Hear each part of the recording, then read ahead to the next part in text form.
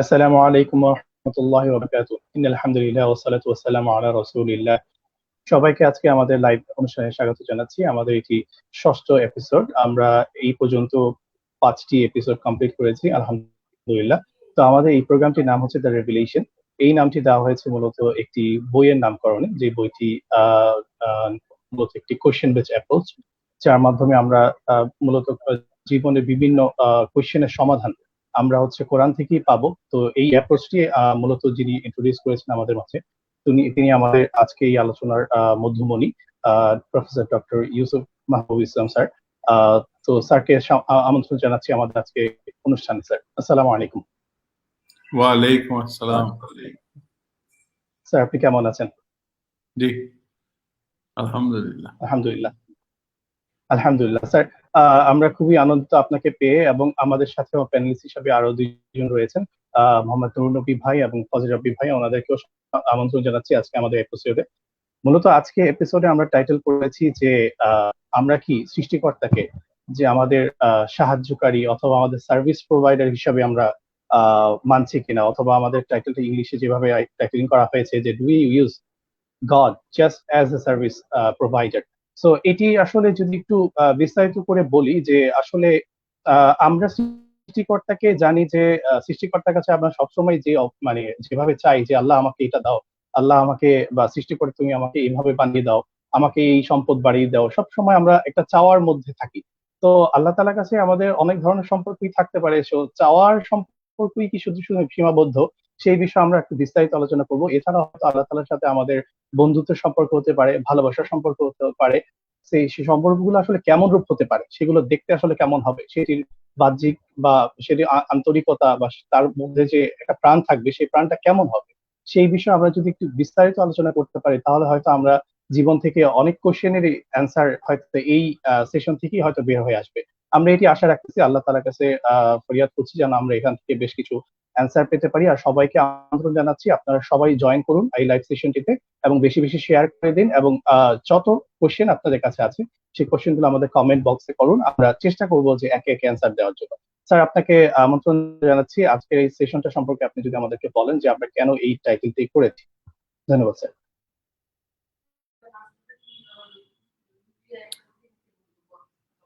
কোয়েশ্চেনটা হচ্ছে যে do we use God as a service provider. তো সার্ভিস প্রোভাইডার মানে কি? যে আমার কিছু প্রয়োজন, এই প্রয়োজন মিটাবার জন্য আল্লাহর কাছে আমি চাচ্ছি। আমরা যেমন মসজিদে মসজিদে দোয়া করি, অনেক সময় কান্নাকাটি করে দোয়া করি যে আল্লাহ এটা দাও, আল্লাহ এটা দাও, আল্লাহ এটা দাও। তো এখানে প্রশ্ন হচ্ছে যে আল্লাহ কি শুধু আমাদের দেওয়ার জন্য আমাদের সৃষ্টি করেছেন, নাকি অন্য কোনো উদ্দেশ্য আছে? ফর এক্সাম্পল, দু একদিন আগে একজন চলে গেলেন, তো সবাই ইন্না লিল্লাহি ওয়া ইন্না ইলাইহি রাজিউন পড়ছিল, এবং অনেকে কমেন্ট করতেছিল যে আল্লাহ তাআলা এভাবে নিয়ে গেলেন, হ্যাঁ, ইয়াং বয়সে এটসেট্রা। তো এইটা তখন মাথায় একটা প্রশ্ন আসলো আমার।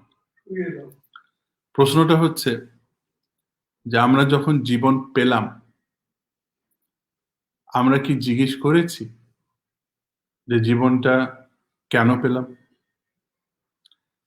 আমরা যদি এটা না জিজ্ঞেস করি যে জীবন কেন পেলাম, তো যখন আল্লাহ জীবন নিয়ে যাবেন,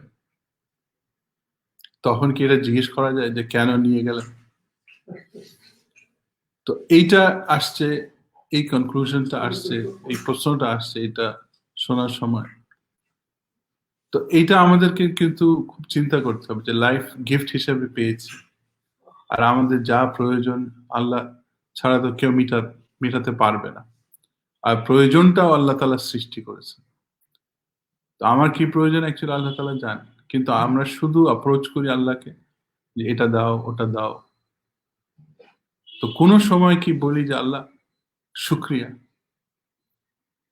একজন প্রফেট ছিলেন, যিনি প্রত্যেক সকালে উঠে বলতেন আল্লাহ শুক্রিয়া, তুমি নতুন একটা দিন দিয়েছো, এই যে দিনটা ভোগ করার সুযোগ দিয়েছো, এই কাজ করার সুযোগ সৃষ্টি করেছো আমার জন্য, শুক্রিয়া। আমি এটা ভোগ করতে পারি, আমি এটা ফিল করতে পারি, আমি এটা করে একটা তৃপ্তি পাইতে পারি, এটার জন্য শুক্রিয়া। তো আজকের প্রশ্নটা হচ্ছে যে আল্লাহ তাআলা কি শুধু সার্ভিস প্রোভাইডার, নাকি অন্য কোনো কারণ আছে আমাদের সৃষ্টি করা? তো এটা দিয়ে শুরু করছি। আমি চাই যে আপনারা প্রশ্ন করেন, প্রশ্নের মাধ্যমে দেখি এই বিষয়টা স্পষ্ট করা যায় কিনা।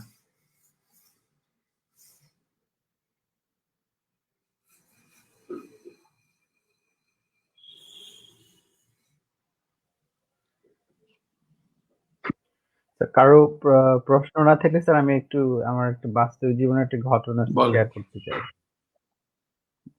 মুজাহিদ মুজাহিদ জি প্লিজ। আচ্ছা, জাযাকাল্লাহ খাইর। স্যার আমার অনেকদিন আগের, মানে আমি যখন স্যার ইন্টারমিডিয়েটে পড়ি আর কি, চিটাগং মহসিন কলেজে, সরকারি হাজী মোহাম্মদ মহসিন কলেজ, একাদশ শ্রেণীর ছাত্র স্যার। স্যার আমাদের বাড়ি, যেহেতু আমার বাড়ি গ্রামের বাড়ি স্যার হচ্ছে হাতিয়াতে, তো নদী পার হতে হয়। তা আমার এক বন্ধু ছিল, সে পড়তো নোয়াখালী কলেজে, সরকারি কলেজে। আহ, তো বাড়ি কলেজ থেকে স্যার বাড়ি যাচ্ছি কোনো একটা ছুটিতে, বাড়ি যাব। তো পথেই তার সাথে দেখা, ঘাটে আর কি। তো ঘাটে ট্রলার থাকে অথবা হচ্ছে স্যার আহ, থাকে যে সি ট্রাক। তো বাই দ্যাট, মানে ওই সময় সি ট্রাকটা ছিল না, আমরা ট্রলারে উঠলাম আর কি। তো ট্রলারে উঠার পরে we have to go, so ট্রলারে উঠলাম। ট্রলারে উঠে যখন আমরা মাঝপথে মেঘনা নদী পার হয়েই আমাদেরকে পৌঁছাতে হয় বাড়িতে। যখন স্যার মাঝখানে পৌঁছালাম, অনেক ঝড় আসলো, বৃষ্টি, ঝড়, বাতাস। তো যেটা হলো যে আহ, আমি তো আলহামদুলিল্লাহ ছোটবেলা থেকেই নামাজ পড়তাম। তো আমার বন্ধু একটু দুষ্টু ছিল, তার নাম হচ্ছে সাইফুল ইমাম মোহন, সে এখন প্রাইমারি স্কুলের টিচার। তো সে নামাজ পড়তো, দুষ্টামি করতো। তখন সে খুব নৌকাতে যারা ছিল, ছোট নৌকা যারা ছিল সবাই খুব কনিষ্ঠতার সাথে, আন্তরিকতার সাথে আল্লাহকে ডাকা শুরু করলো। এবং এটা আমার চোখের সামনে এখনো ভাসছে যে আসলে পরিস্থিতিটা কি ছিল। মানে সবাই তখন চলে যাচ্ছে, মানে আমাদের জীবনটা শেষ হয়ে যাচ্ছে। এবং এইটা কিন্তু এখনো হাতিয়াতে যারা চলাফেরা করেন বা নদী যারা পার হন দ্বীপাঞ্চলগুলিতে, এটা একদম কমন একটা সিনারিও, সবসময় হয়, বড় বড় জাহাজগুলিতে হয় ঝড়ে পড়ে। তো যেটা হলো, সে আমার তো একসাথেই বসছি আমরা, সে খুব মানে তওবা করা বা নামাজ পড়ার যে অঙ্গীকার করা, আমি জানি না তার মনে আছে কিনা, I will share with him again. তো সে বললো যে আল্লাহ যদি তুমি বাঁচিয়ে দাও, ও না, বাকি যারা ছিল, যে বাঁচিয়ে দাও তাহলে আমি ভালো হয়ে যাব, নামাজ পড়বো। সো সুবহানাল্লাহ, আলহামদুলিল্লাহ যে আল্লাহ সুবহানাহু ওয়া তাআলা আমাদেরকে ওদিন বাঁচিয়ে দিলেন। আমরা তীরের কাছাকাছি আসতেই মানুষ আবার মানে তারা আবার অবস্থানে ফিরে যাওয়া শুরু করলো, যে এতক্ষণ যে আল্লাহকে ডাকা শুরু করেছিল, এখন একনিষ্ঠতার সাথে, আন্তরিকতার সাথে, সেটা দেখলাম একটু একটু, যখন তীর দেখা শুরু করলো একটু একটু কমা শুরু করলো। আর যখনই স্যার পারে উঠলো, তখন আমি দেখলাম যে লাফ দিল সে, লাফ দিল। এবং এতক্ষণ যে বিপদে ছিল, এতক্ষণ যে সে আল্লাহকে ডাকছিল, আরো আরো আরো কিছু যাত্রীও, সেটা ভুলে গেল। এবং ভুলে গিয়ে মানে হাসি ঠাট্টা, তারপর হচ্ছে মাঝি অনেক দক্ষ ছিলেন, এই বিষয়গুলি চলে আসলো। এবং এইটাই স্যার, আমি স্যার এই যে আর্টিকেলটা স্যার আপনি লিখেছেন, আমি দেখলাম যে আর্টিকেলটা, এবং কোরআনে আল্লাহ সুবহানাহু ওয়া তাআলা এই ঘটনাটাই বারবার বলেছেন। এবং সূরা আনকাবুতের একটা আয়াত 35 নম্বর 35, এবং এটা স্যার আপনার এই আর্টিকেলে আপনি মেনশন করেছেন। আমি একটু বাংলাটা পড়তে চাই। তারা যখন নৌকাতে আরোহণ করে, তখন আন্তরিকতা নিষ্ঠার সাথে তারা আল্লাহকে ডাকে। তারপর তিনি যখন তাদেরকে বিপদ থেকে উদ্ধার করে কুলে নিয়ে আসেন, তখন তারা শিরক করতে থাকে। নাউযুবিল্লাহ। তো এত সুন্দরভাবে যে আমাদের প্রতি প্রতি আমাদের প্রত্যেকের জীবনে কিছু না কিছু ঘটনা ঘটে। আমরা যখনই বিপদে পড়ি, তখনই আল্লাহর কাছে যাই এবং কায় মনোবাক্যে নিষ্ঠার সাথে, আন্তরিকতার সাথে আল্লাহকে বললে, আল্লাহ তুমি বিপদ থেকে উদ্ধার করে দাও। আর যখনই আল্লাহ তাআলা বিপদ থেকে উদ্ধার করে দিলেন, তখনই মানে সিচুয়েশনটা এমন যে আল্লাহ ছিলেন না, আমি আল্লাহর কাছে চাইনি, বিষয়টা এরকম চলে যায়। এবং সেটা আল্লাহ এখানে কোরআন আল্লাহ ফতোয়া দিচ্ছেন যে এটা শিরক। নাউযুবিল্লাহ। তো তবে আমি একটু মেনশন করতে চাই, আমার বন্ধু কিন্তু আলহামদুলিল্লাহ স্যার এখন নামাজ পড়েন, সে আল্লাহর পথে ফিরে আসছে আলহামদুলিল্লাহ। তো এইটা কিন্তু স্যার এই যে সিনারিওটা যে do we use god as a service provider, আমরা যদি স্যার নিজেদের জীবনও চিন্তা করি, তো আমরা তো আসলে আল্লাহর রহমতের মধ্যে ডুবে আছি। মানে আমাদের জীবনে আমরা যাই এনজয় করছি সবকিছু আল্লাহর দেওয়া, কিন্তু সামহাও আমরা এটাকে নিজেরা ক্রেডিট নিতে চাই। এই যে ক্রেডিটটা যে নিতে চাওয়াতে কোনো সমস্যা নেই, আমি যদি এটাকে আগে আল্লাহর সাথে জুড়ে দেই, আল্লাহকে আগে থ্যাঙ্কস দেই, আল্লাহকে আল্লাহর প্রশংসা করি এবং আল্লাহর ধন্যবাদ জানিয়ে যদি আমি বাকি কাজগুলি আমি নিজেকে অ্যাড করতে পারি, কিন্তু আমরা সেটা করি না। আমরা কৃতজ্ঞতা স্বীকার করি। যেমন স্যার মক্কা বিজয় করলেন রাসূল সাল্লাল্লাহু আলাইহি ওয়াসাল্লাম, যে ইসলামের সবচেয়ে বড় ঘটনা। তো এখানে স্যার সূরা আন-নাসরে আহ, ঘটনাটা আছে। তো রাসূল সাল্লাল্লাহু আলাইহি ওয়াসাল্লাম কিভাবে মক্কা বিজয় হচ্ছে ইসলামের সবচেয়ে বড় ঘটনা, মক্কা বিজয়ের মাধ্যমে ইসলাম প্রতিষ্ঠিত হলো, ইসলাম এস্টাবলিশ হলো। সো রাসূল মাথা নিচু করে তাসবিহ তাহলিল করে বিনয়ের সাথে মক্কায় প্রবেশ করেছেন। ভি চিহ্ন দিয়ে, লাফ দিয়ে, জম্প দিয়ে, নাচানাচি করে, যেটা আমরা আজকে করি, যে আমরা পার্টি করি যখনই কোনো একটা অ্যাচিভ করি, আমরা পার্টি করি, নাচ গান। তো এগুলি স্যার আমাদেরকে কোন দিকে নিয়ে যাচ্ছে? আমরা কি আল্লাহর সাথে নাফরমানি করছি না?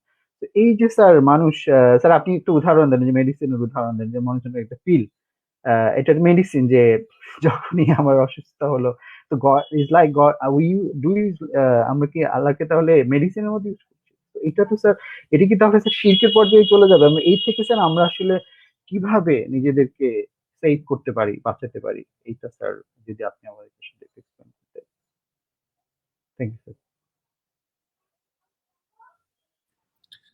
এটা শুধু আমাদের ধর্ম না, আমি রিডার্স ডাইজেস্টের একটা গল্প বলি। রিডার্স ডাইজেস্টে এটা নিউ ইয়র্কের একটা ঘটনা। তো একটা লোক ইন্টারভিউ জন্য যাচ্ছে, তো ওখানে পার্কিং এ খুব সমস্যা। তো ইন্টারভিউ দেরি হয়ে যাচ্ছে, কিন্তু পার্কিং এর স্পেস পাচ্ছে না। তো সে সাথে সাথে হাত তুলে, oh God please help me, I need this job, I need this interview, please find me a parking space. হ্যাঁ, তো যেই দোয়াটা শেষ করলো, কিছুক্ষণ পর বাঁ দিকে একটা স্পেস দেখা গেল।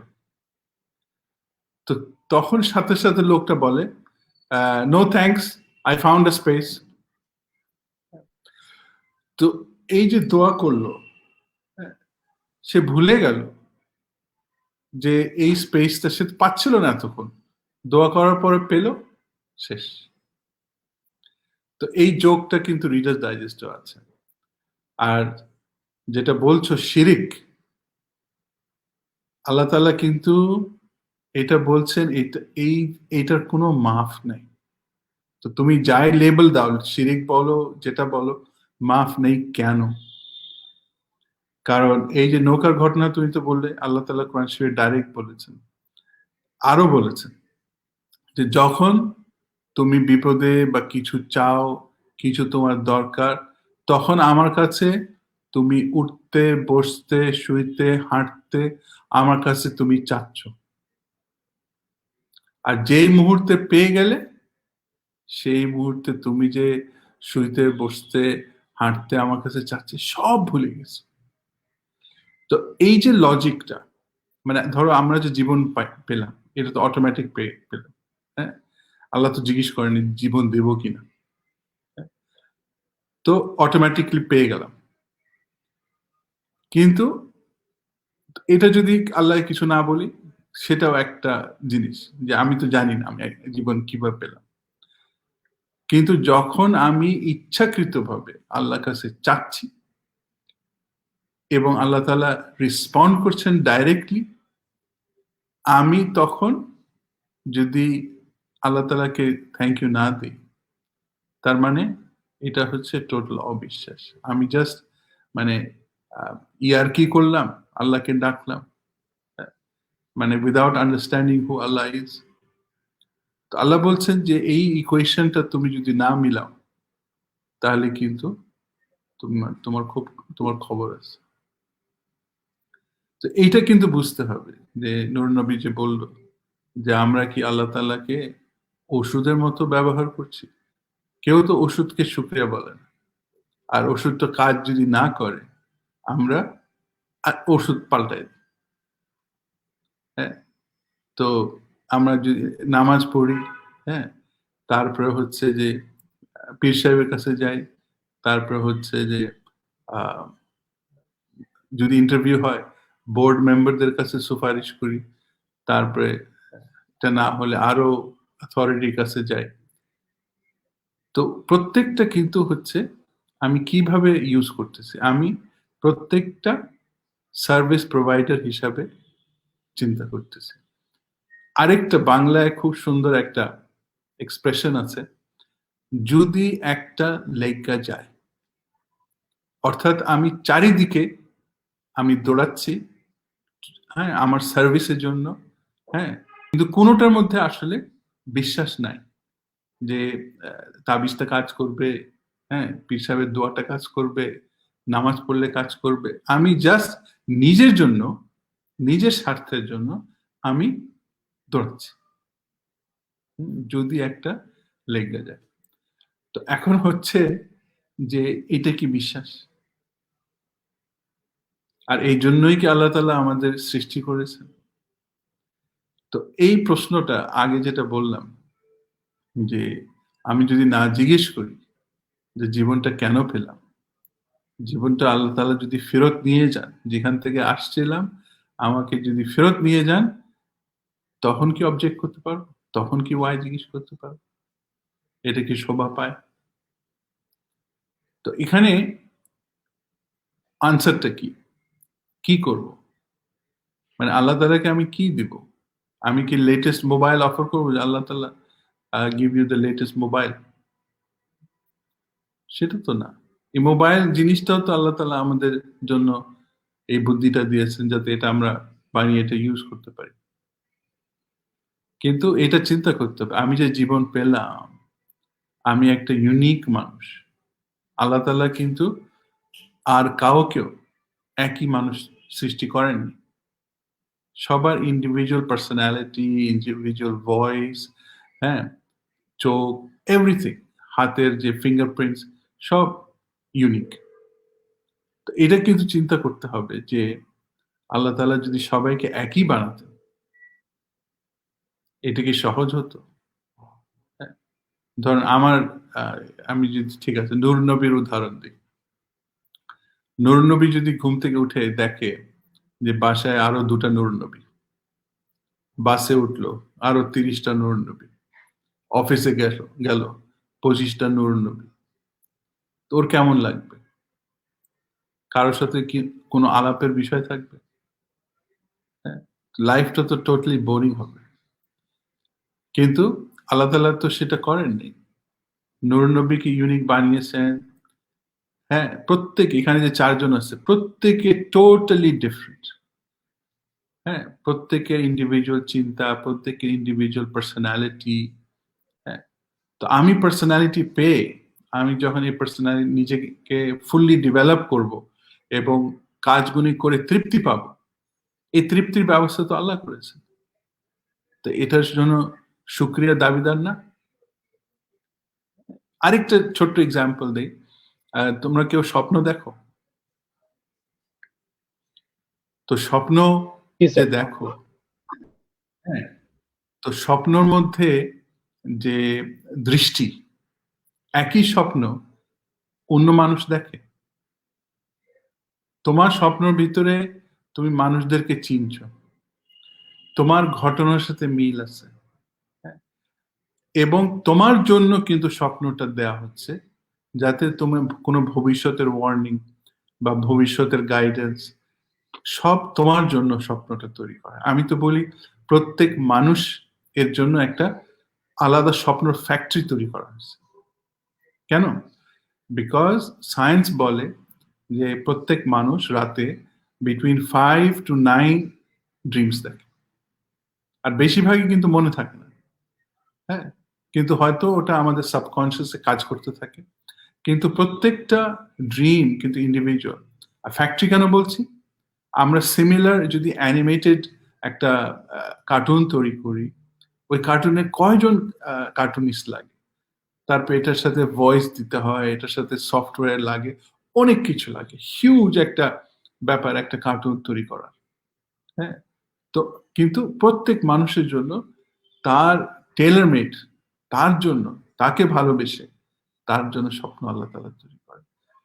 তো আমরা কি এই শুকরিয়া বলতে পারি না? নাকি বলবো যে Allah you are a service provider, সেই জন্য আমাকে স্বপ্ন দেখাচ্ছ? তো উত্তর কি পেয়েছো নূর নবী?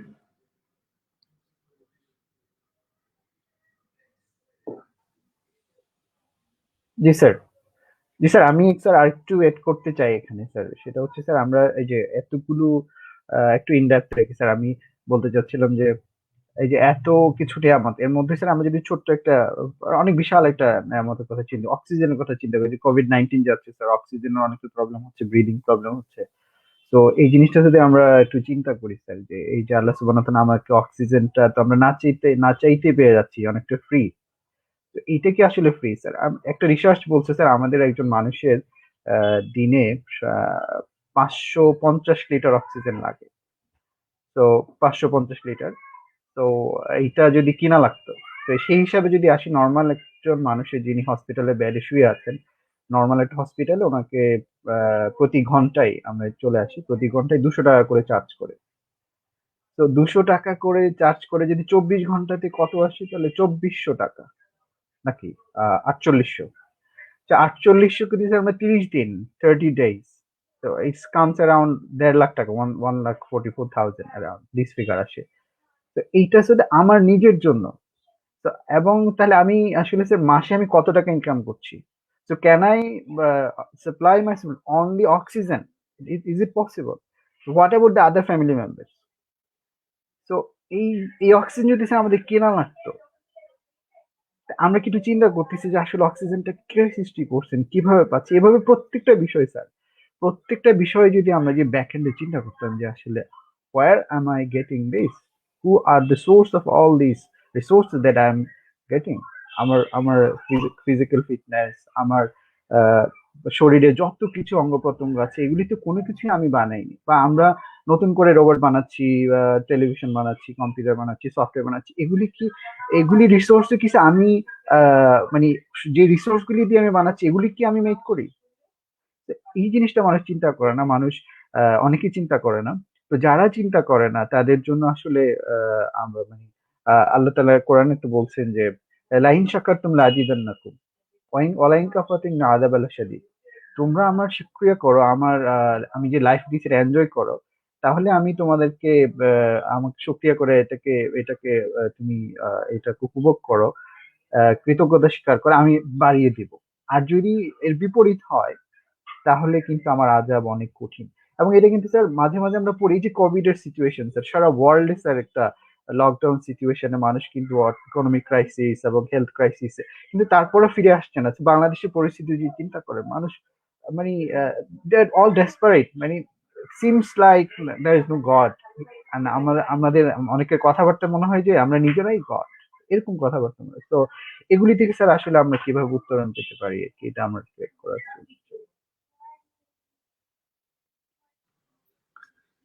না, একটা শুকরিয়া তো হবে যে সায়েন্স কি করে, সায়েন্স খোঁজ মানে অনেক সায়েন্টিস্ট ব্যস্ত প্রমাণ করতে যে মানুষ বানর থেকে আসছে।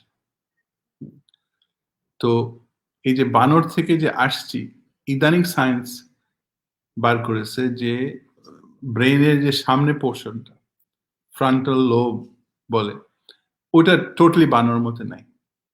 তো যেটা এভলিউশন যে ক্লেম করে, এভলিউশন দিয়ে সম্ভব না, because it is a new implant. হ্যাঁ, তো এই যে আমরা যে নিউ ইমপ্লান্ট পেয়েছি, আমরা যে বানর না, এটাই তো প্রথম শুকরিয়া, যে আমাদেরকে চিন্তা করার শক্তি দিয়েছে। এবং এই শক্তিটা কেন দিয়েছেন? জি স্যার। চিন্তা বানর করতে পারে না, সেই চিন্তা আমরা করতে পারি। হ্যাঁ, ফর এক্সাম্পল আমরা প্রশ্ন জিজ্ঞেস করতে পারি। হ্যাঁ, তো এই একটা উদাহরণ দেই, আমরা কি সবাই ভাত খাই? তো ভাত, জি স্যার। হ্যাঁ, তা ভাত টেবিলে যখন দেয়, সব কয়টা দানা থাকতে পারে? ভাত তো বেড়ে দেয়, বিরাট এক বলে কয়টা দানা থাকতে পারে? 1 লক্ষ। এরকমই, হ্যাঁ, মানে 80,000, 1 লক্ষ, 1.5 লক্ষ দানা থাকবে। তো আমরা এত গুণি না, জাস্ট একটা দানার কথা চিন্তা করি যে এই দানাটা কোথা থেকে আসলো, কিভাবে এই টেবিলে আসলো যাতে আমি খেতে পারি। হ্যাঁ, তো দানাটা তো কিনে আনছে কেউ, ফ্যামিলিতে কিনে এনেছে, কিন্তু দোকানদারের কাছে কোথা থেকে আসলো? ওই একটা মিডলম্যান, তারপর একটা ক্ষেত, হ্যাঁ, ক্ষেত খামারে ওটা ছিল। তো এক সময় দানা তো ছিলই না, যে গাছে দানাটা হয়েছে সেটাও ছিল না। তো গাছ হয়েছে, তারপরে ওখানে দানা হয়েছে, ওটা দানাটা পাড়া হয়েছে, প্রসেসিং করা হয়েছে, করার পরে মিডলম্যানে মিডলম্যানের কাছে গেছে, দোকানের কাছে আসছে, কেনার সামর্থ্য হয়েছে, কিনে এনে রান্না করা হয়েছে, টেবিলে দেওয়া হয়েছে। তো এটা তো হিউজ প্রসেস, কিন্তু এই প্রসেসের টাইম কতক্ষণই লাগে? জন্ম থেকে এই গাছটা যে জন্মালো তখন থেকে টেবিল পর্যন্ত কত টাইম লাগতে পারে? তো আমরা যদি ধরে নিই 5 মাস ফর এক্সাম্পল, তো তার মানেটা কি? 5 মাস আগে ওইটা যাতে আমার পেটে যায়, ওইটা আল্লাহ তাআলা সৃষ্টি করেছে। তার মানে কি? প্ল্যানিং করেছে। আল্লাহ হ্যাজ প্ল্যান্ড দ্যাট দানা, হ্যাঁ, দিয়ে ওটা সৃষ্টি করেছেন, দিয়ে আলটিমেটলি আমার টেবিলে আসছে। আর ওটা তো একটা দানা। এখানে যদি 1 লক্ষ দানা থাকে, তাহলে প্রত্যেকটা দানার বেলায় প্ল্যানিং করতে হয়েছে না? কার জন্য? আমি যদি এটা চিন্তা করি, হ্যাঁ, তো তখন কি করব? তখন তো এই চিন্তা করলে তো আল্লাহু আকবার বেরোতেই হবে মুখ থেকে, যে তুমি এত মহান যে আমার জন্য এত কিছু করেছো। এবং তখন ধরো যদি আজান শুনি, তো আজান যখন বলবে আল্লাহু আকবার, তো আমি চিন্তা করব যে কেন আল্লাহু আকবার বলবো? টেবিলে বসে আজান যদি শুনি, এক্স্যাক্টলি এই কথাটা চিন্তা করে যদি আল্লাহু আকবার বলি, এবং এই রিয়েলাইজেশনটা যদি আসে যে এই যে 1 লক্ষ দানা এখানে আছে, এটা আল্লাহ ছাড়া কারো পক্ষে সম্ভব না। তো তখন সেকেন্ড লাইনটা আসতেছে যে আশহাদু আল লা ইলাহা ইল্লাল্লাহ, বিকজ মনের ভিতরে আমি কনফার্ম করলাম, চিন্তা করলাম যে এটা আল্লাহ ছাড়া সম্ভব না। হ্যাঁ, আর তখন সাক্ষী দিলাম যে আল্লাহ এক। তারপরে হচ্ছে আল্লাহর এই বাণীটা আমাদেরকে বোঝাবার জন্য নিয়ে আসছেন হযরত মুহাম্মদ সাল্লাল্লাহু আলাইহি ওয়াসাল্লাম। তো তখন আমরা বললাম আশহাদু আন লা ইলাহা, সরি, তখন বললাম মুহাম্মাদুর রাসূলুল্লাহ। হ্যাঁ, তো তারপরে হচ্ছে যে এটা শুকরিয়া করার জন্য বলা হচ্ছে হাইয়া আলাস সালাহ, হাইয়া আলাস সালাহ, হাইয়া আলাস সালাহ। তো এটা শুকরিয়া করার জন্য যখন নামাজে দাঁড়াবো, তখন হচ্ছে লাস্টটা যে come to success, this is your success. তুমি যদি চিন্তা করে আল্লাহ আকবার বলো, এটা বুঝে এগুলি বলো এবং নামাজে আল্লাহর কাছে শুকরিয়া করো, তাহলে দিস ইজ ইয়োর সাকসেস। হ্যাঁ, তারপরে হচ্ছে নেক্সট হচ্ছে আবার আল্লাহ আকবার, মানে নেক্সট নেয়ামতের কথা চিন্তা করো। তো এইভাবে হচ্ছে আমরা কিন্তু এটার ভিতরে গভীরে ঢুকতে পারি, কিন্তু প্রশ্ন করতে হবে যে আমি যে নূর নবী যেটা বললো যে আমি যে অক্সিজেন পাচ্ছি, হ্যাঁ, এতগুলি অক্সিজেন কনজাম্পশন করছি, এর যদি সৃষ্টি না হতো তাহলে কি হতো? বা আমাকে যদি পেমেন্ট করতে হতো তাহলে কি হতো? তো এইগুলো প্রশ্ন করে করে করে কিন্তু আল্লাহকে, যে আল্লাহ আমার জন্য এত কিছু করেছেন, আল্লাহ শুকরিয়া। তো নূর নবী উত্তর কি পাওয়া গেল?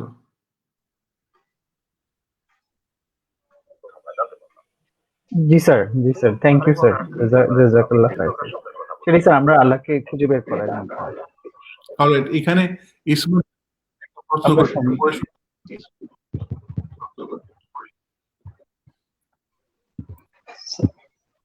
স্যার, এখানে ইসমাত জাহান নাবিলা উনি কোয়েশ্চেন করেছেন, you were talking about dream which made me think of how to differentiate dream spatially comes from God and desire, imagination, or maybe evil. So এই কোশ্চেনটি উনি করেছেন, Excellent. আমরা তো চেষ্টা করি answer দেওয়ার। আমরা যে সামনের ব্রেনের কথা বলছিলাম না, তো সায়েন্স বার করেছে যে আমাদের ব্রেনের ভিতর কি আছে, নিউরনস, যেগুলি জুড়লে লার্নিং হয়, শিক্ষা হয়। তো সায়েন্স বলে যে 86 বিলিয়ন নিউরনস আছে। তো সায়েন্স এতটুকুই জানতো, কিন্তু কিছু ইদানিং আরো নতুন তথ্য বেরিয়েছে যে হার্টে 40,000 নিউরনস আছে, এবং এই 40,000 নিউরনস কিন্তু হাইলি অ্যাক্টিভ। হ্যাঁ, তো এখন হার্টের নিউরনস আর ব্রেনের নিউরনস তফাৎ কি? ইমোশনস গুলি কোথায় থাকে? ইমোশনস জিনিসটা তো লজিক্যাল না। হ্যাঁ, ইমোশনস হচ্ছে একটা ফিলিং। হ্যাঁ, এটা লজিকের সাথে সম্পর্ক নেই। তো আমার হার্টে ইমোশনস গুলি জন্মাচ্ছে, এবং এই যে ডিজায়ার, ইমাজিনেশন সবই ইনিশিয়ালি জন্মায় হার্টে। হ্যাঁ, এবং এখানে ইবলিসও হার্টেই কাজ করে। তো এখন আমি কিভাবে বুঝবো যে এইটা একটা খারাপ চিন্তা, ইবলিস ঢুকিয়েছে, এটা ভালো চিন্তা? তো যাই হচ্ছে, এটা হচ্ছে 40,000 নিউরনস। এই চিন্তাটা যদি আমি, এই চিন্তা, যে কোনো প্রশ্ন, সরি, যে কোনো চিন্তা মাথায় আসে, ওটার উপরে যদি আমি 5টা কোয়েশ্চেন ডিজাইন করি, হ্যাঁ, এনি 5 কোয়েশ্চেন, তাহলে হচ্ছে যে আমি অ্যানালাইসিস করতে পারবো ওই থটটা। But this is a discipline, কিন্তু এই ক্যাপাসিটি, এ পোটেনশিয়াল কিন্তু আল্লাহ তাআলা দিয়ে দিয়েছেন, that you can examine any thought using your 86 billion neurons. So এই ক্যাপাসিটিটা হচ্ছে মানুষের। কিন্তু আমি যদি মনে একটা ইচ্ছা হলো যে আমি ওকে ধরে পিটাবো, বেমার, উইদাউট থিঙ্কিং, হ্যাঁ, তাহলে তো I am acting like an animal. So এই যে অ্যানিমাল ইনস্টিংক্টস গুলি তো হার্টে জন্মায়। এই ইনস্টিংক্ট কোয়েশ্চেন করার জন্য এই 86 বিলিয়ন নিউরনস আল্লাহ তাআলা দিয়েছে। হ্যাঁ, যার মিনিমাম 4টা প্রশ্ন হতে পারে, যে এই কাজ, এই চিন্তা যে মনে আসলো, এটা এটা করলে বেনিফিট হবে না খারাপ হবে, এটা না করলে বেনিফিট হবে না খারাপ হবে। আরো প্রশ্ন ডিজাইন করা যায়, যে চিন্তাটা কেন আসলো, এটা দিয়ে কি লাভ। হ্যাঁ, এরকম প্রশ্ন করলে ইউ উইল ডিসকভার যে এই থট প্রসেসটা কিভাবে মানুষের জন্য আল্লাহ তাআলা ডিজাইন করেছেন, এবং you will use your human potential to move towards developing yourself and becoming a proper human being, যেটা, যে পোটেনশিয়াল আল্লাহ তাআলা তোমাকে দিয়েছেন। তো নাবিলা, উত্তর কি আসছে? এখানে আমি একটু অ্যাড করতে চাচ্ছিলাম sir. Mujahid, G G, please question. আচ্ছা, থ্যাংক ইউ স্যার। এখানে স্যার আমরা যদি দেখি স্যার, ড্রিমটা আসলে স্যার আপনি যেটা বললেন, আমরা ওই যে সবাই স্বপ্ন দেখে, তো এখানে স্যার নবুয়তের সাথে ড্রিমের স্যার একটা সম্পর্ক আছে আর কি স্যার। আমরা যদি 46, আমরা যদি 23 ইয়ার্স নবুয়ত আমাদের মোহাম্মদ সাল্লাল্লাহু আলাইহি ওয়াসাল্লাম, স্যার এখানে প্রথম যে 6 মাস স্যার, প্রথম মানে ওহী রেভেলেশন যেটা আসলো হেরা গুহাতে, দিস 6 মান্থস রাসূল সাল্লাল্লাহু আলাইহি ওয়াসাল্লাম শুধু স্বপ্নই দেখছেন। তো এই জন্য বলা হয় নবুয়তের 146 এর মানে 46 ভাগের 1 অংশ হচ্ছে যে স্বপ্ন। এখন এই যে স্বপ্ন স্যার আমাদের মানব জীবনের সাথে এত ওতপ্রোত জড়িত, আমরা আসলে স্যার যদি দেখি হাদিসের যে বিশ্লেষণগুলি, এখানে আল্লাহ সুবহানাহু থেকে স্বপ্ন আসে, আবার শয়তান থেকে আসে, যেটা আমরা নাবিলা প্রশ্ন করলেন, আবার হচ্ছে যে আমরা যেগুলি চিন্তা করি স্যার ওইটা থেকে প্রশ্ন আসে, স্বপ্ন আসে। তো আল্লাহ সুবহানাহু থেকে যে স্বপ্ন আসবে, এটা দেখার পর স্যার আমাদের হৃদয় প্রশান্তিতে একটা ট্রাঙ্কুইলিটি থাকবে, কোনো ধরনের টেনশন বা কোনো ধরনের অস্থিরতা কাজ করবে না, যেটা হাদিস বিশ্লেষণ করলে পাওয়া যায়। আর শয়তানের পক্ষ থেকে আসলে সেটা একটা অস্থিরতা কাজ করবে বা চিন্তা কাজ করবে, মানে একটা বিভীষিকাময় অবস্থা হবে, একটা আতঙ্ক কাজ করবে। আর যেটা বলছেন স্যার, ওই যে ইমোশন, আমাদের ইমোশন থেকে আমরা দিনে যেগুলি চিন্তা করি, এগুলি কিছু রিফ্লেকশন আবার রাতে বা আমরা যখন ঘুমাই তখন চলে আসে। তো এটা যিনি স্বপ্ন দেখেন উনি আসলে বুঝতে পারবেন যে স্বপ্নটা আসলে কি নির্দেশনা করছে। এবং একটু যে স্যার আপনি যে কোশ্চেন কথা বললেন, যে কোশ্চেন করে যে আসলে কি এখানে আছে বা কি দেখলাম, এই 4-5টা কোশ্চেন করে একটু অ্যানালাইজ করলে এখান থেকে যদি একটু প্রশান্তি থাকে হৃদয়ে, কোনো অস্থিরতা না থাকে, বুঝতে হবে যে দিস ইজ ফ্রম আল্লাহ সুবহানাহু ওয়া তাআলা। আর এই বিপরীতটা হলে তখন তো বুঝে যাচ্ছে যে এটা আমাকে কষ্ট দেওয়ার জন্য, এবং শয়তানের কাজই হচ্ছে মানব সন্তানকে, মানুষকে সে কষ্ট দেওয়া, সে বিপথে নিয়ে যাওয়া, বিষণ্ণ করে দেওয়া, স্থির করে দেওয়া। তো এই অ্যানালিসিসটা হাদিস থেকে স্যার পাওয়া যায় আর কি স্বপ্নের ব্যাপারে। তো যে জিনিসটা স্যার কোশ্চেনের মাধ্যমে কিন্তু উনি এইটা অ্যানালাইসিস করে পেতে পারেন যে আসলে হোয়াট ইজ দ্য রুট। আরেকটা কোশ্চেন স্যার এখানে মনে আসছে ওনার থেকেই। তো আমরা যদি স্যার একটু দেখি যে হাউ টু, আমার থেকে এইটা অ্যাড করা ছিল। জি, ইফাত জাহান পিথিয়া উনি কোয়েশ্চেন করেছেন, how to extract the meaning from our dreams, how can we connect our dreams to our real life situation.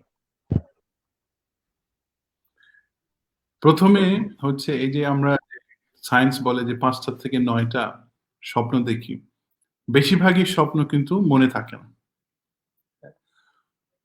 তো মনে থাকে জাস্ট, ম্যাক্সিমাম মনে থাকে জাস্ট ওঠার সাথে সাথে। তো আমরা যদি এটা বুঝি যে আল্লাহ তাআলা স্বপ্ন দেখাচ্ছেন আমার মঙ্গলের জন্য, আমার গাইডেন্সের জন্য, তো আমাকে এটা ভ্যালু দিতে হবে। তো ভ্যালু দেওয়ার জন্য কিভাবে করব? একটা ছোট্ট একটা ডায়েরি বিছনার পাশে রাখবো, কলম, ডায়েরি। আর উঠার সাথে সাথে যেটা মাথায় আসে যে আমি লিখে রাখবো। তো এইটা লিখে রাখবো যে কি হলো। তো প্রথম দিন হয়তো কিছুই লিখতে পারবো না, সেকেন্ড দিন হয়তো কিছু না, আস্তে আস্তে থার্ড, ফোর্থ, ফিফথ দিনে দেখা যাবে যে স্বপ্নগুলি আস্তে আস্তে আমার মনে থাকতেছে। এবং লেখা, লেখার পরে এটা চিন্তা করে যে আল্লাহ তাআলা এই স্বপ্নটা কেন দিলেন। কারণ স্বপ্নগুলি বেশিরভাগই কিন্তু অ্যানালজি, ডাইরেক্ট কিন্তু আল্লাহ তাআলা বলে দেন না। আল্লাহ তাআলা চান যে আমরা প্রশ্ন করে ওখান থেকে গাইডেন্সটা এক্সট্রাক্ট করি যে কি আমার জন্য আল্লাহ তাআলা কি বলছেন। তারপর হচ্ছে যে আমি যদি কোনো উত্তর না পাই, তাহলে আল্লাহ তাআলাকে কিন্তু আমি ডাইরেক্টলি জিজ্ঞেস করতে পারি। সেটা কিভাবে জিজ্ঞেস করব?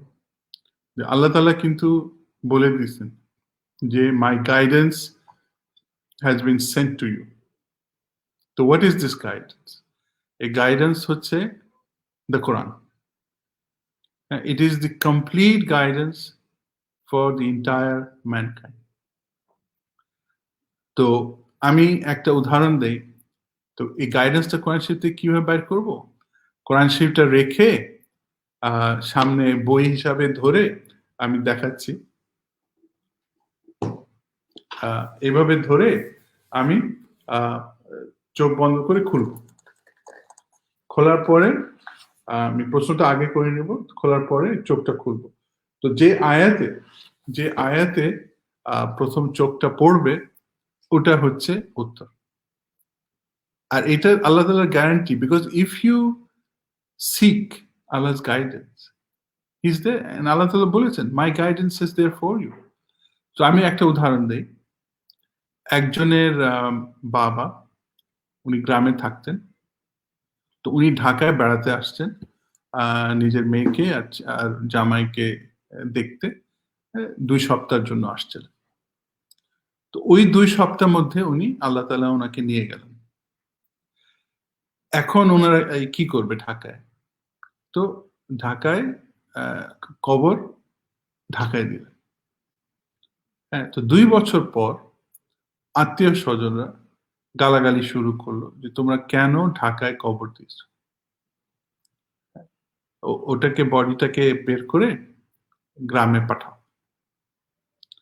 তো এটা নিয়ে এত উঠে পড়ে লাগলো যে এই মানুষটা কান্নাকাটি করছে, তারপর আমার কাছে আসছে। তো আমি বললাম উত্তর তো আমার কাছে নাই। হ্যাঁ, would you like to ask Allah? তো সে তো অবাক যে আল্লাহ তাআলা কিভাবে জিজ্ঞেস করবো। আমি বললাম এভাবে বইটা ধরো, খোলো। তো তারপরে যে আয়াতটা আসলো, ওটা ছোট্ট একটা ফ্রেজ বলি, when the body is dust and bones, হ্যাঁ। তো আমি জিজ্ঞেস করলাম যে উত্তর কি পাইছো? বলে জি স্যার। তো উত্তরটা কি? বলে ওখানে তো কিছু নাই এক্সেপ্ট ডাস্ট। এই ডাস্টটা তুলে আমি পাঠিয়ে কি করব? সুবহানাল্লাহ, সুবহানাল্লাহ। তো অ্যানালজি দিয়ে কিন্তু আল্লাহ তাআলা বুঝাই দেন। তো এইভাবে কিন্তু আমরা ইন্টারপ্রিটেশন করতে পারি। তো উত্তর কি পেয়েছি কিনা যে জিজ্ঞেস করছে। স্যার আশা করি স্যার উত্তরটি পেয়েছে। আরেকটি কোশ্চেন চলে এসেছে, ফাজল ভাই যদি শো করতেন আমাদেরকে। আচ্ছা, আমি একটা কোশ্চেন করে জি তারপর অবশ্যই। কোশ্চেনটাতে যাই। স্যার, আল্লাহ তাআলা তো আমাদেরকে, মানে আমরা না চাইলেও কিন্তু অনেক কিছু সার্ভিস প্রোভাইড করতেছেন, যেটা আমরা চাই না। আমাদের জীবিকা বলেন, আমাদের বেঁচে থাকাটাই তো আল্লাহ তাআলার বিশাল একটা সার্ভিস, এবং এটাও তো আমাদের জন্য বিশাল একটা নিয়ামত। তো আমরা আল্লাহ তাআলার যে নিয়ামত গুলো পাচ্ছি, এবং আমরা যে আল্লাহ তাআলার এই যে আমরা সার্ভিস গুলো পাচ্ছি, আমরা শুধু কি আল্লাহ তাআলার কাছে রেকগনাইজ করবো, আল্লাহ তাআলা আপনি আমাকে এটা দিয়েছেন, এটা দিয়েছেন, এর জন্য ধন্যবাদ, আল্লাহ তাআলার নামাজ পড়বো, এতটুকুতেই কি আল্লাহ তাআলাকে খুশি করা সম্ভব? নাকি আমারও কিছু দায়িত্ব আছে যেগুলো পালন করলে আল্লাহ তাআলা খুশি হবেন? আমারও কিছু করা উচিত এই পৃথিবীতে, যতটুকু আমার জীবন আছে, যতটুকু আমি চলতে পারবো, তো এর মধ্যে আমার দায়িত্ব কি হতে পারে? আমি কি করলে আল্লাহ তাআলা খুশি হবেন, রেকগনাইজ করা হবে এগুলো? ধন্যবাদ স্যার। এই প্রশ্নের মধ্যে আরো কয়েকটা প্রশ্ন খুঁজে পাচ্ছি, তো দেখি উদাহরণ দেওয়া যায় কিনা। একটা হচ্ছে যে আমরা তো বাসায় গিয়ে খাওয়া দাওয়া করি, তো বাসায় যারা আছে রান্না করেছে, হ্যাঁ। তো এখন রান্না খাবারটা খাওয়ার পরে আমার কি করা উচিত? বাসায় যারা আছে ওদের কি কোনো কন্ট্রিবিউশন আছে? মানে আল্লাহ তাআলা একটা রিসোর্সেস দিয়েছেন, ওনাদের মোটিভেশন ছিল, এফর্ট ছিল, তারপরে সাকসেস আল্লাহ তাআলা দিয়েছেন যে খাবারটা তৈরি হয়েছে এবং খাবারটা সামনে, এবং এই পুরা অপরচুনিটি রিসোর্সেস সব আল্লাহ তাআলা দিয়েছেন রান্না করার এবং আমাদের খাবারের ব্যবস্থা করেছে। তো যারা এফর্ট দিছে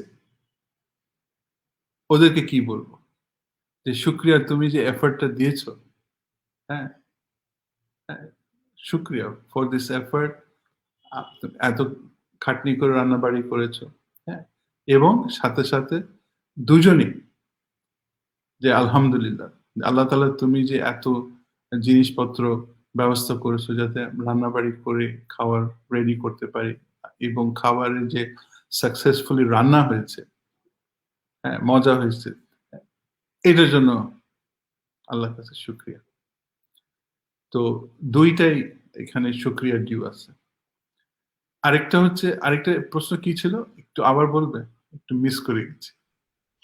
স্যার, আরেকটা প্রশ্ন ছিল যে আমার কি কোনো দায়িত্ব আছে? আল্লাহ তাআলা কি আমাকে কোনো দায়িত্ব দিয়েছেন যে পৃথিবীতে আমি যতদিন বেঁচে আছি আল্লাহর শুকরিয়া করব, এবং আমার কি কিছু করতে হবে কিনা, মানুষের জন্য হোক বা আহ অন্য কারো উপকারের জন্য হোক, যেটা হলে আল্লাহ তাআলা খুশি হবেন? যে শুধু আল্লাহ আমাকে সার্ভিস প্রোভাইড করছেন তা নয়, আমারও কিছু করার আছে, সেই সুযোগটা আল্লাহ তাআলা দিয়েছেন, সেটা আমি কিভাবে পালন করব? এখন ফাজলে তুমি তো একটা ইউনিক মানুষ, এবং তোমাকে ইউনিক স্কিলস দেওয়া হয়েছে। এই ইউনিক স্কিলস কেন দেওয়া হয়েছে? তো স্কিলস এন্ড রিসোর্সেস অনেক কিছু, ওয়েলথ হতে পারে, তোমার লেখার স্কিল হতে পারে, কথা বলার স্কিল হতে পারে, তোমার সার্কেল একটা আছে, সার্কেল অফ ইনফ্লুয়েন্স, যেখানে তুমি দেখছো যে কারো কিছু প্রয়োজন, তো ওই যে দেখছো যে কারো কিছু প্রয়োজন, এই অপরচুনিটিটা, এইটাও তো আল্লাহ তাআলা সৃষ্টি করেছেন। এবং তুমি যে দেখছো এই অপরচুনিটিটাও আল্লাহ তাআলা সৃষ্টি করেছে। তুমি যে এটা কিছু করতে পারো, এটাও আল্লাহ তাআলা ব্যবস্থা করেছে। তো অবশ্যই তোমার সামনে আল্লাহ তাআলা যত অপরচুনিটি দেবেন, সে অপরচুনিটি গুলো কিন্তু সেভাবে নিতে হবে, যে আল্লাহ তাআলা তোমাকে খুশি করার জন্য তুমি আমার সামনে এই অপরচুনিটি দিয়েছো, let me do my best. এটা খুব ইম্পর্টেন্ট বোঝা যে আহ, সবারই একটা কন্ট্রিবিউশন আছে। তো এটা এক্সাম্পলটা হয়তো আগে দিয়েছি, আবার দেই। আমরা রিক্সাওয়ালার যে চাকা, রিক্সার যে চাকা দেখেছি না, তো চাকার মধ্যে চাকাটা কিভাবে দাঁড়ায়, অনেকগুলি স্পোক থাকে, জি স্যার। চারিদিকে স্পোক থাকে, তাই না? তো একটা স্পোক যদি দুর্বল হয় তাহলে কি হবে? চাকাটা আস্তে আস্তে নড়বড় করে কিন্তু পড়ে যাবে। তো এই স্পোক গুলো যদি মানুষ হিসাবে চিন্তা করি, যে এক একটা স্পোক কিন্তু ইকুয়াল, প্রত্যেকটা স্পোক কিন্তু ইকুয়াল, কিন্তু কন্ট্রিবিউট করতেছে ফ্রম আ ডিফারেন্ট অ্যাঙ্গেল। তো প্রত্যেক মানুষ কিন্তু আল্লাহ তাআলা ইকুয়াল সৃষ্টি করেছেন, কিন্তু কন্ট্রিবিউশন হচ্ছে ফ্রম আ ডিফারেন্ট অ্যাঙ্গেল। আর আমি যদি কন্ট্রিবিউট না করি, আমি যদি ডিসাইড করি যে আমি কন্ট্রিবিউট করব না, তাহলে হচ্ছে যে পুরা সিস্টেমটা কিন্তু আস্তে আস্তে লড়বড়ে হয়ে যাবে। So the best contribution you can make, হ্যাঁ, is to be your self, your authentic self. তোমাকে যে আল্লাহ তাআলা সুন্দর মানুষ হিসাবে তৈরি করেছেন, যে ইউনিক স্কিলস দিয়েছেন, to use this skills for the betterment of everyone, যেখানে যে অপরচুনিটি তোমার সামনে আসে। আর তাহলেই কিন্তু আল্লাহ তাআলা যে সিস্টেম তৈরি করেছেন, ফর এক্সাম্পল উদাহরণ যদি দেই, সবাই সবাই কি দুধওয়ালা? দুধওয়ালা সবাই না, দুধওয়ালা একজন, হ্যাঁ, ফার্মারের একটা কাজ, হ্যাঁ, গাড়ির মেকানিকের একটা কাজ, ডাক্তারের একটা কাজ, সবারই কিন্তু একটা কন্ট্রিবিউশন আছে। এন্ড এই কন্ট্রিবিউশনটা সবাই কিন্তু পজিটিভলি করতে হবে, with positive intention in mind. মানে আমরা যদি শুধু টাকার জন্য করি, তাহলে কিন্তু আল্লাহকে প্লিজ করা হলো না। মানে if I become a teacher, my main job is not to earn money. My main job is to teach students. আর স্টুডেন্টস যদি না শেখে তাহলে তো আমার হালাল হলো না। আর টিচিং যদি আমি চুজ করে থাকি, এটার ভিতরেও আছে, ধরো আমি সকালে স্কুলে পড়ালাম, আর ওই বাচ্চাদেরকে ইনসিস্ট করলাম যে তুমি আমার বাড়িতে আসবা, আমি আবার পড়াবো। তো তার মানে কি হচ্ছে, আমি স্কুল থেকে বেতন পাচ্ছি একই জিনিস পড়াবার জন্য, এবং সন্ধ্যায় আবার টাকা নিচ্ছি একই জিনিস পড়াবার জন্য। সো যে স্কিলটা আমাকে দেয়া হয়েছে, টিচিংটা, সেটাও কিন্তু আমাকে হালাল ভাবেই কিন্তু আয় করতে হবে। আমি জানি না, ফাজলে উত্তর পেয়েছো? জি স্যার, আমি উত্তর পেয়েছি। আমি যদি আপনার উদাহরণ বলি, যে আল্লাহ তাআলা যে আপনাকে এত সুন্দর স্কিল দিয়েছেন, এত ভালোভাবে চিন্তা করার স্কিল দিয়েছেন, এবং আলহামদুলিল্লাহ আপনি দা রিভিলেশন বইটা লিখেছেন এবং প্রতিনিয়ত আর্টিকেল লিখছেন। তো আপনি আলহামদুলিল্লাহ আপনি আপনার স্কিলটা ভালোভাবে প্রয়োগ করছেন। ঠিক আমাদেরও চেষ্টা করা উচিত, আল্লাহ তাআলা আমাদের যে স্কিলটা দিয়েছেন, আমরা যে পর্যায়টা আছি সেটা ঠিকভাবে প্রয়োগ করা, এবং আল্লাহ যে পথে নিয়ে যেতে চান, যে পথে গেলে আল্লাহ তাআলা খুশি হবে, সেই পথে নিয়ে যাওয়ার চেষ্টা করা। ধন্যবাদ স্যার। ওকে, মানে এটাও কিন্তু সহজ না, মানে জি আমাকে স্যার। চেষ্টা করতে থাকতে হবে। হ্যাঁ, ফর এক্সাম্পল আমি আহ, আগে, মানে আমার বাবা, আমার দাদা, সবাই কিন্তু শিক্ষক। তো ছেলেরা সাধারণত মা বাপ যেগুলি করে ওইদিকে যাইতে চায় না। তো আমি আগে আসলে ইন্ডাস্ট্রিতে কাজ করতাম। কিন্তু ইন্ডাস্ট্রিতে কাজ করতে করতে দেখলাম যে মানে যারা কাজ করতেছে জাস্ট মেকানিক্যালি কাজ করতেছে, কেউ আসলে বোঝে না যে কি করতেছে, কেন করতেছে। এবং আমাকে ডাকা হতো, প্রায় সমস্যা হতো। তো আমি ছিলাম একটা নন ইমপ্লিমেন্টেশন এক্সপার্ট। গন্ডগোল হলে আমাকে ডাকতো যে কেন গন্ডগোল হয়েছে, হ্যাঁ, এবং এটা সমাধান ভবিষ্যতে যাতে না হয়। তো এইগুলি করতে গিয়ে দেখলাম যে আসলে আমি যে ধরো আইটি ইঞ্জিনিয়ার হয়েছি, সিএসসি পড়েছি, হ্যাঁ, কিন্তু আমি আসলে জিনিসটা বুঝি না যে আমিও মেকানিক্যালি কাজ করি। তো তখন বুঝলাম যে না, এখানে কিছু করতে হবে। তো তখন ইন্ডাস্ট্রি থেকে আবার টিচিং এ আসলাম, এসে এটার ভিতরে ঢুকলাম এবং এটাতেই তৃপ্তি পেলাম। তো এটা বুঝলাম যে এটা আল্লাহ তাআলা এই জন্যই, কিন্তু মানে এটাই হচ্ছে আমার স্কিল। হ্যাঁ, ওই ইন্ডাস্ট্রি স্কিলটা করেছি, কিন্তু আমার মেইন কাজটা হচ্ছে যেটা তুমি এখন বললে, যে মানুষকে এই প্রশ্ন দিয়ে বোঝানো যে হোয়াট ইজ এভরিথিং অ্যাবাউট। তো এখানে মুখলিসুর রহমান সাহেব একটা প্রশ্ন করছেন, এটা ওনার থেকে একটু ক্লারিফাই করবে, কারণ আমি আগে একটু আলাপ করছি, আবার বলতে পারি। How can people practise their faith?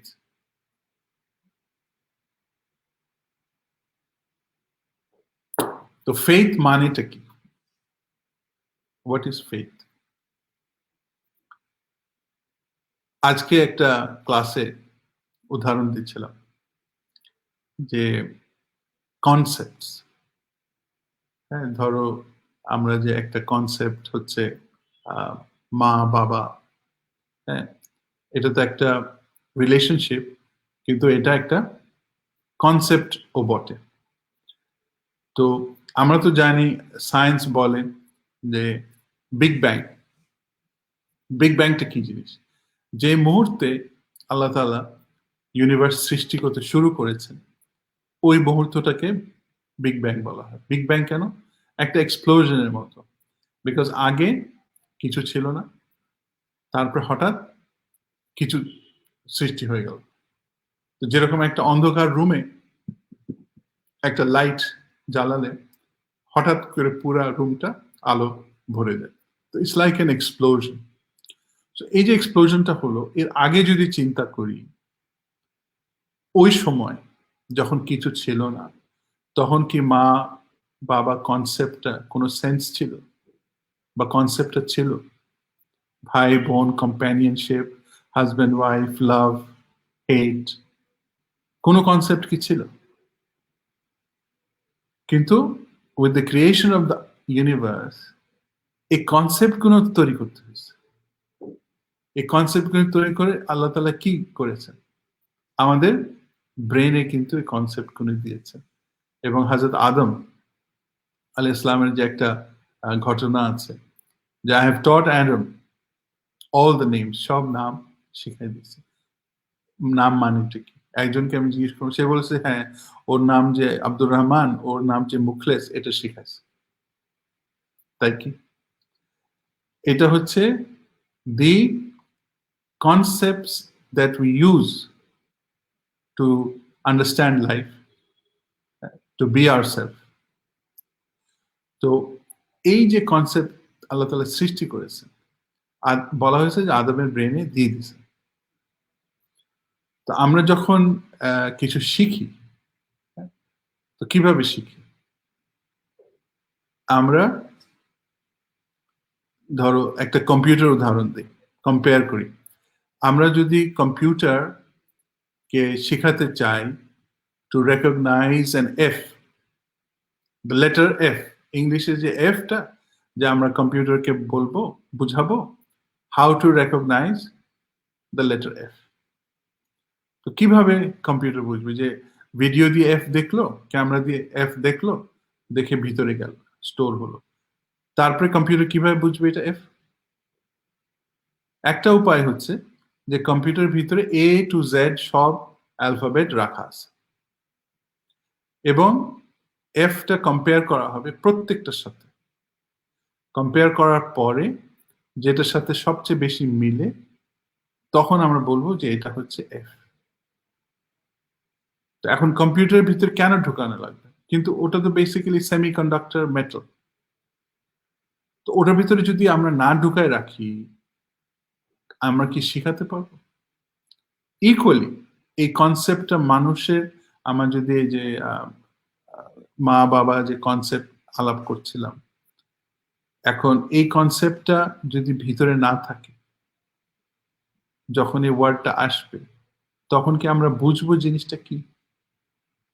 অর্থাৎ আল্লাহ তাআলা ইন্টায়ার নলেজ আমাদের ব্রেনে কিন্তু প্রিসেট করে দিয়েছেন, এক্স্যাক্টলি যেভাবে কম্পিউটার এর ভিতরে আমাদেরকে প্রিসেট করে দিতে হবে সব অ্যালফাবেট।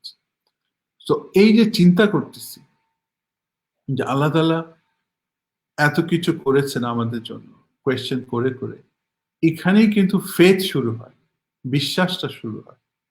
আমি যদি অ্যাসিউম করি, আমি ধরে নিই যে সব আপনি আপনি হচ্ছে, তাহলে কিন্তু বিশ্বাসের দিকে আগাতে পারবো না।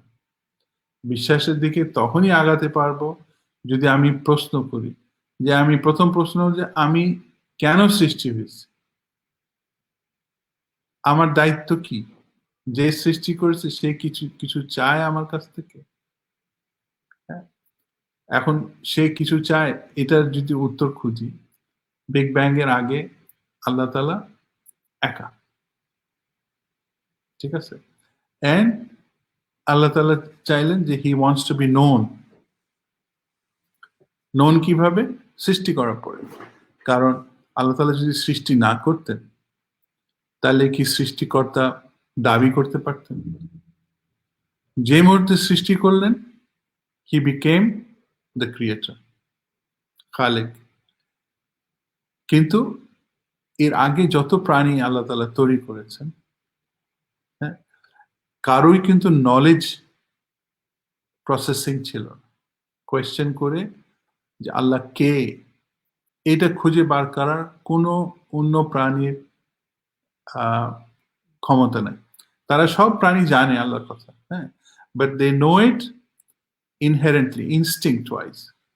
কিন্তু মানুষ হচ্ছে সাক্ষী দিতে পারে যে what is right, what is wrong, who is Allah, who is not Allah, কোনটা পাওয়ারফুল, কোনটা পাওয়ারফুল না, আল্লাহ তাআলা আমাদের জন্য কি করেছেন, কি করছেন, ভবিষ্যতে কি রেখেছেন, এই সব চিন্তা শুধু মানুষ করতে পারে, এবং মানুষই সাক্ষী দিতে পারে যে আল্লাহ এক।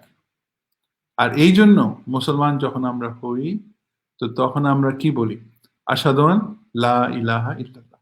আর সেটা কিন্তু চিন্তা করার পরে, এমনি এমনি না। মানে এই beginning of being a Muslim is আমি আমার মনের ভিতরে কনফার্ম করেছি দি এক্সিস্টেন্স অফ আল্লাহ। আর এইটা কোথা থেকে আসছে? হযরত ইব্রাহিম আলাইহিস সালাম এর বাবা মূর্তি বানাতেন। তো এই আর ইব্রাহিম আলাইহিস সালাম আর ওনার ভাইকে পাঠাতেন বাজারে মূর্তিগুনি বিক্রি করার জন্য। তো এই সব জার্নি সময় একসময় হযরত ইব্রাহিমের মাথায় আসলো যে আমি তো নিজের বাবাকে হেল্প করলাম এটা তৈরি করতে, কিন্তু মানুষকে বলতেছি যে এই মূর্তির কাছে এইটা দোয়া করবা, ওই মূর্তির কাছে এটা দোয়া করবা, হ্যাঁ, আর বাবাকেও দেখছি চায়, কিন্তু আমরা নিজেরা বানাইছি।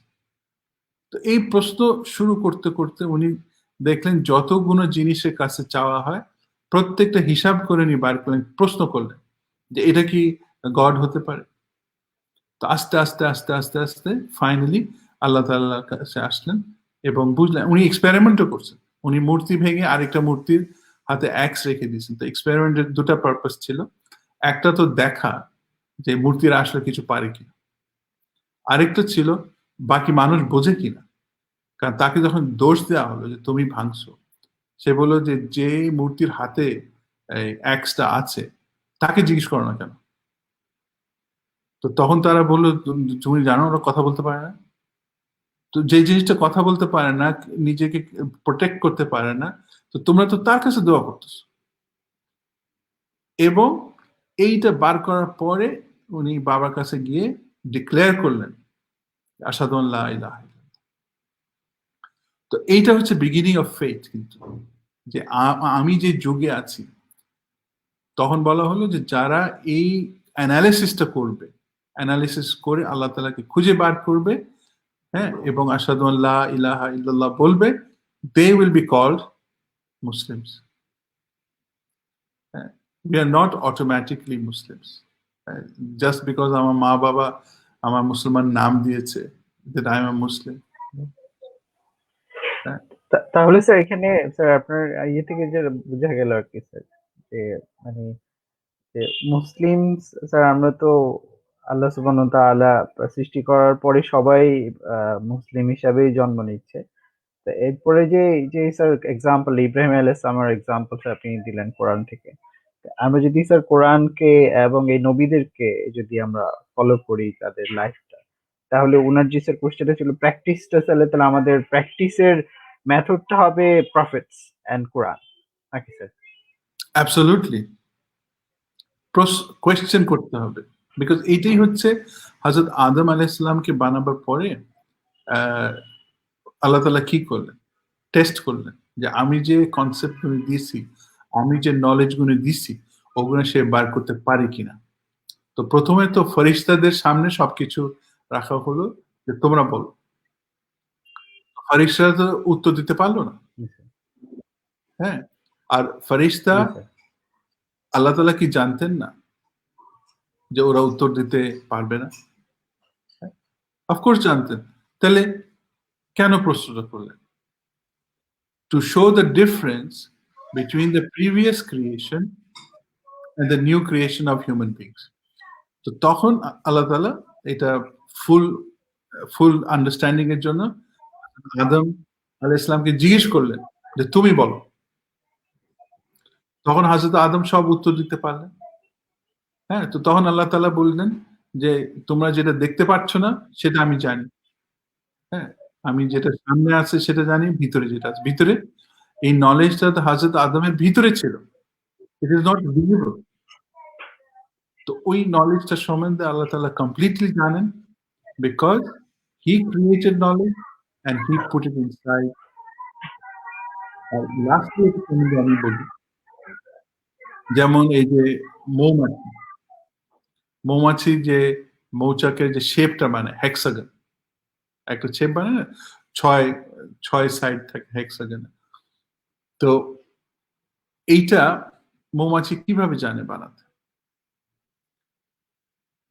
তার মানে এটা কি, যে আল্লাহ তাআলা তার ব্রেন, মৌমাছির ব্রেন যদি নিউরনস থাকে, এই নিউরনগুলি অলরেডি লিংক করে দিয়েছেন যাতে সে বানাতে পারে। কিন্তু মানুষের বাচ্চা হেক্সাগন যদি বানাতে হয়, মানুষের বাচ্চাকে জিজ্ঞেস করতে হবে what is a hexagon, why should I make it, how should I make it. হ্যাঁ, তারপরে এগুলো জিজ্ঞেস করে করে করে করে তারপরে বানাবে। হ্যাঁ, আর এই শেপ যে সবচেয়ে ইফিশিয়েন্ট শেপ, হ্যাঁ, মানে মিনিমাম ওয়্যাক্স লাগে, হাইয়েস্ট অ্যামাউন্ট অফ মধু ধরে, হ্যাঁ, এবং মধুর যে বাকি সব জিনিস যেগুলি লাগে, টেম্পারেচার কন্ট্রোল যা যা লাগে, সব খুব সুন্দরভাবে এই শেপটা ম্যানেজ করে। আর এটা প্রমাণ করতে সায়েন্টিস্টদের 2000 বছর লেগে গেছে। কিন্তু মৌমাছি অলরেডি জানে। তো মৌমাছি কি স্কুল ভিজিট করেছে? 12 বছর স্কুলিং করে তারপরে হেক্সাগন কি বুঝেছে? নো। তো ওর ব্রেনে আল্লাহ তাআলা সব দিয়ে দিয়েছে, লিংক করে দিয়েছে। কিন্তু মানুষের ব্রেনে লিংক গুলি ছোটা, লিংক করা নাই। তো সেই জন্য একটা 3 বছরের বাচ্চা অনেক প্রশ্ন করে। কেন? এটা আল্লাহ বিল্ট ইন করেছেন যে প্রশ্ন করে করে তুমি উত্তর দিয়ে তুমি শিখবা, উত্তর খুঁজে বাইর করে তুমি শিখবা। আর এই সিস্টেমটাই আল্লাহ তাআলা রাখছে। হ্যাঁ, যে জোড়া প্রশ্ন করবা, একটা নিউরনের প্রশ্ন থাকবে আর একটা নিউরনের আনসার, জুড়লে ইউ লার্ন। আর অনেক আনসারও পেতে পারে, বিকজ অনেক গুণই পায়। তারপরে হচ্ছে আনসার গুলি কম্পেয়ার করে which answer is better, which answer is the truth, সেটা তখন সে বের করতে পারে। যে উত্তর আসছে। জি স্যার। স্যার আমরা তো আমরা মানে অনুষ্ঠানের শেষের দিকে চলে আসছি স্যার। আমার যেহেতু স্যার সার্ভিস নিয়ে কোশ্চেনটা sir, do you use God as a service provider sir, এই যে এখানে স্যার অ্যাকাউন্টেবিলিটি, স্যার আল্লাহ কোরআনে বলছেন কিরামান কাতিবিন ইয়ালামুন মা তাফআলুন, যে কিরামান কাতিবিন আছে আমাদের কাজে এবং আমরা যাই করছি সেটা লিখছে। তারপরে সূরা বনী ইসরাঈল আল্লাহ বলছেন যে ইকরা কিতাবাকা কিয়ামতের মাঠে বলা হবে কাফা বিনাফসিকা ইয়াউমা আলাইকা হাসিবা, মানে এটা হচ্ছে যে তুমি তোমার কিতাব পড়ো, তুমি নিজে আজকে নিজের অ্যাকাউন্টেবিলিটি নিতে ইউ আর এনাফ। তারপরে সূরা ইয়াসিন আল্লাহ বলছে আলিয়াউমা নাখতিমু আলা আফওয়াহিহিম ওয়া তুকাল্লিমুনা আইদিহিম ওয়া তাশহাদু আরজুলুহুম বিমা কানু ইয়াকসিবুন। সেদিন আল্লাহ আমাদের মুখে সিলগালা করে দিবেন, সেদিন আমাদের হাত সাক্ষ্য দিবে, পা সাক্ষ্য দিবে যে আমরা দুনিয়াতে কি করতাম। বলেছে এই যে this service are not free, we are accountable. আমরা তো ডেইলি কাজে আমরা যাই করছি, আমরা কেউ আমরা যদি স্টুডেন্ট হই আমরা টিচারের কাছে বা গার্ডিয়ানের কাছে অ্যাকাউন্টেবল, আমরা যদি টিচার হই আমরা স্কুল কর্তৃপক্ষ, ইউনিভার্সিটি, কলেজ কর্তৃপক্ষ অ্যাকাউন্টেবল। আমাদেরকে পারফরমেন্স অ্যানালিসিস করা হয়, তারপরে হিসাব দিতে হয়। দোকান বা business, any type, anything we do, we are accountable two authority, also ourselves। আমাদের পুরো লাইফের যে অ্যাকাউন্টেবিলিটি স্যার, ম্যানুফ্যাকচার, তো এই যে হিসাবটা হবে, তো এইটা তো সার্ভিসটা ফ্রি না স্যার। হাউ আমরা আসলে স্যার এই যে আমাদের হিসাবটা যেটা আমরা পুরো লাইফে করছি, তো এইটা আমরা কিভাবে তাহলে মানে সুন্দরভাবে আল্লাহর কাছে দিতে পারবো? তো এটা যদি এই কোশ্চেনের মাধ্যমে যদি স্যার আমরা অ্যান্সারের মাধ্যমে যদি শেষ করতে পারি ইনশাআল্লাহ। এই যে অ্যাকাউন্টেবিলিটি, হ্যাঁ, এটা তো আল্লাহ তাআলা বলেছেন যে উই আর অ্যাকাউন্টেবল, কিন্তু আমি আরেকটা উদাহরণ দিয়ে বুঝাই। এই পেইন্টিং, মোনালিসা পেইন্টিং এর উদাহরণ আগেও দিয়েছি, একই উদাহরণ কিন্তু অন্য অ্যাঙ্গেল থেকে। তো মোনালিসা পেইন্টিং যে লিওনার্ডো পেইন্ট করেছে, কেউ কি এটা বিরোধিতা করে? কেউ কি অস্বীকার করে যে লিওনার্ডো এটা বানিয়েছে? আমরা সবাই লিওনার্ডোকে স্বীকৃতি দেই that he has made this painting. G sir. কিন্তু আমরা তো তাকে দেখি নাই। Have we seen Leonardo? নাও। আচ্ছা, সো স্বীকৃতি দিচ্ছি। আমরা মনে করি that it is the right of the painter to be known as the painter, right? আর আমরা স্বীকৃতি দেই লিওনার্ডো। একই সাথে আল্লাহ তাআলা একই পারপাসে আমাদের সৃষ্টি করেছেন। He wants to be known for who he is, the creator. এখন এটা যদি স্বীকার না করি, মনে করি যে অন্য জিনিসের পাওয়ার আছে, আর তাকে শুধু যদি একটা লেগা যায় সার্ভিস প্রোভাইডারের হিসাবে ইউজ করি, হ্যাঁ, তো এটা কি ঠিক? যেখানে পৃথিবীর বাকি জিনিসকে আমরা এই ক্রেডিট দিচ্ছি ঠিক জায়গায়, আল্লাহকে দেব না? কিন্তু আমাদের বুঝের জন্য, আমাদের ওয়ার্নিং এর জন্য আল্লাহ তাআলা বলছেন ইউ আর অ্যাকাউন্টেবল। বিকজ যারা স্বীকৃতি দেবে না তাদেরকে আল্লাহ তাআলা আর কি দিবেন?